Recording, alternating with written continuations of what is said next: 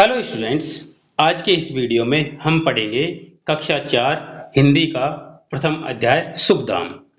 Video शुरू करने से पहले आपसे एक छोटी सी बात कहनी है कि आप चैनल को सब्सक्राइब कर लें, क्योंकि आपको रोजाना एक एक पार्ट इसमें पढ़ने को मिलेगा। वीडियो को लाइक जरूर करें, अपने दोस्तों के साथ शेयर भी कर सकते हैं। चलिए शुरू करते हैं। भारत माँ का सदन सुहाना, स्नेह प्रेम सम्मान यहाँ, दुख सुख में है गूंजा करते निज दिन गौरव गान यहाँ। नहीं भेद है जाति धर्म का, मानवता का मूल यहाँ, इसका आंगन सुंदर उपवन, भांति भांति के फूल यहाँ। राम रहीम और ईसा से मिला श्रेष्ठतम ज्ञान यहाँ, मंदिर मस्जिद और गिरिजा में सुलभ एक सा ध्यान यहाँ।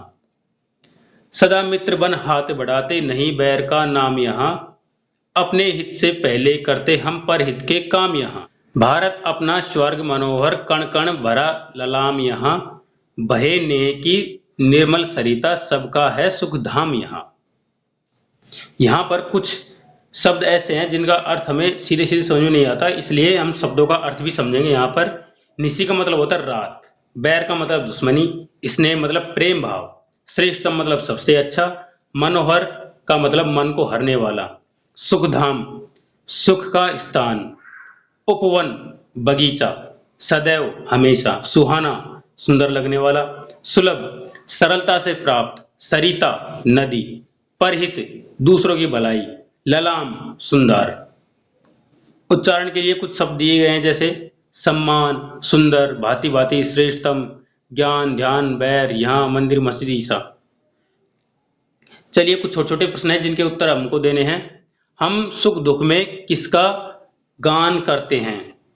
तो इसका सही उत्तर है हम सुख दुख में मां भारती के गौरव का गान करते हैं।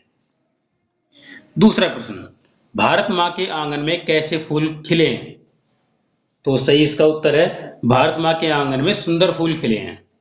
तीसरा प्रश्न, श्रेष्ठतम ज्ञान किस किस से मिला है?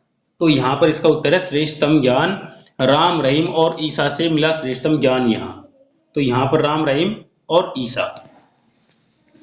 आगे कुछ खालिस्तान है जिनको हमें पढ़ना है। भारत मां का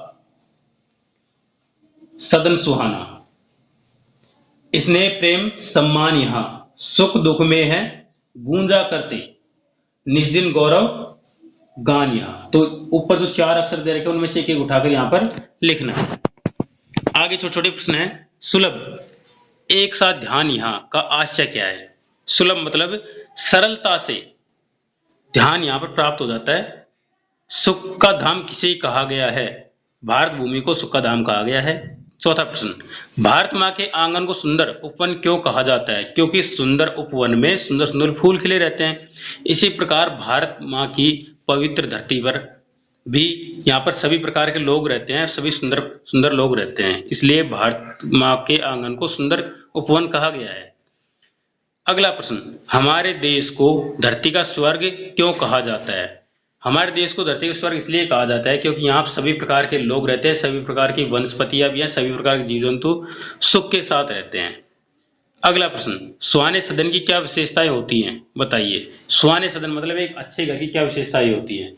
अच्छे घर में सभी लोग साथ हिल मिलकर प्रेम से रहते हैं, यही उसकी अच्छी विशेषता है। भाषा की बात मतलब सुख दुख, यहाँ पर जो चिन्ह लगा हुआ है ना बीच में, योजक चिन्ह, इसका मतलब होता है और, दुख और सुख। राम रहीम, इसका मतलब राम और रहीम। जाति धर्म, जाति और धर्म। दिन रात, इसका मतलब है दिन और रात। स्नेह प्रेम, स्नेह और प्रेम। माता पिता मतलब माता और पिता। पाठ में सुंदर उपवन शब्द आया है, यहाँ उपवन की विशेषता बताई गई है। आप भी सुंदर विशेषण लगाकर नए शब्द बनाइए, जैसे सुंदर माला। ठीक है, इस तरह से आप और भी अपने अनुसार अक्षर बना सकते हैं। तो यह भी कुछ करने के लिए बोला है कि देश प्रेम संबंधित अन्य कविता याद करें और कक्षा में सुनाएं। दूसरों की भलाई के लिए आप क्या क्या काम करना पसंद करेंगे, तो ये भी आप अपनी कविता में अपने बच्चों के साथ शेयर करें। तो ये वीडियो आपको कैसा लगा कमेंट करके जरूर बताएं। वीडियो को लाइक करें, अपने दोस्तों के साथ शेयर करें। चलिए मिलेंगे अगले वीडियो के साथ में। धन्यवाद।